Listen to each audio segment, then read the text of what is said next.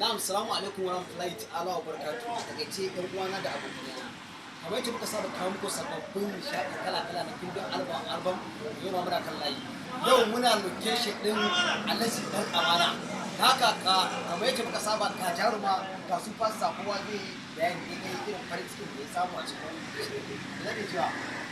Ba abin da zai ce sai alhamdulillah na samu mutane ba irin mutane ba su fiskar kes na da ke Fans ko?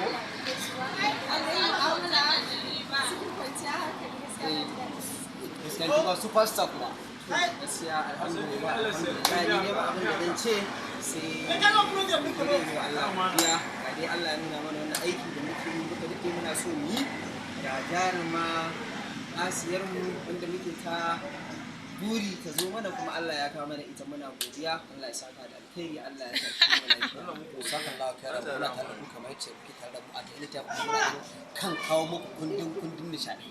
Hajiya Asiya ki huta. Su fasta kenan insha Allah.